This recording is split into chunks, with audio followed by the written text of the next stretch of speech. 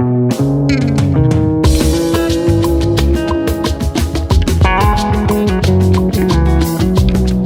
Bible au quotidien, le verset du jour. Psaume chapitre 126, le verset 5, je cite. Ceux qui sèment avec larmes moissonneront avec chant d'allégresse. Fin de citation. Glorifiez le Seigneur. Le verset du jour proclame que la vie comporte des saisons de difficultés, mais ces moments peuvent être des occasions de croissance et de préparation pour des bénédictions futures. Bien-aimés, dans ce verset, semer avec larmes souligne le travail laborieux et souvent difficile de la vie. Les larmes suggèrent la peine, la souffrance et l'effort investi dans le processus de semence. Moissonner avec chant de triomphe, la récolte fructueuse est accompagnée de joie et de célébration. Les chants de triomphe représentent la récompense, la victoire et la joie manifeste. Bien-aimés, en clair, ce verset évoque un principe spirituel très profond. L'idée que les difficultés actuelles peuvent être le terreau fertile pour une récolte abondante à venir. Semer avec larmes ne garantit pas seulement une moisson, mais une moisson accompagnée de chants de triomphe. Les larmes versées dans l'effort, la patience, la persévérance et la foi seront récompensées par une abondance de bénédictions. On dit souvent que après l'effort, le réconfort. Chers amis, ce verset est l'un des plus encourageants de la Bible. Mais que veut-il vraiment dire? Il y a une promesse, un principe éternel que Dieu a établi.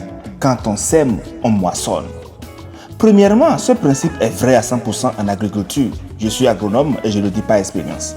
Un paysan sème des graines en fournissant de nombreux efforts et en répandant parfois des pleurs.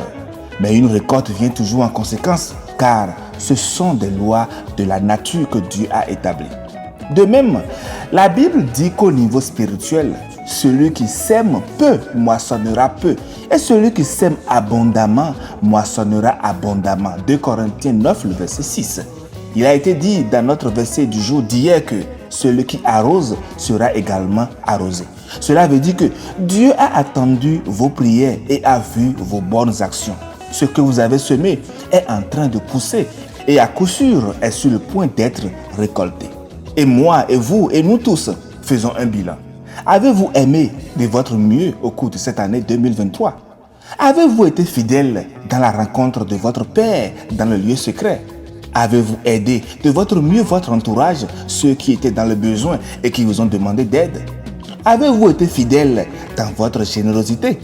Tout comme pour un paysan, Dieu promet qu'à un moment ou à un autre, vous vous réjouirez en chantant, chargé de votre récolte, comme on peut le lire dans le psaume 126, le verset 6. Ainsi, chers disciples de Christ, ne nous lassons pas de faire le bien, car nous moissonnerons au temps convenable si nous ne nous lâchons pas. Ainsi donc, pendant que nous en avons l'occasion, pratiquons le bien envers tous et surtout envers les frères dans la foi. Genèse 6, le verset 10. Mais ce verset pose une condition, ne pas nous relâcher.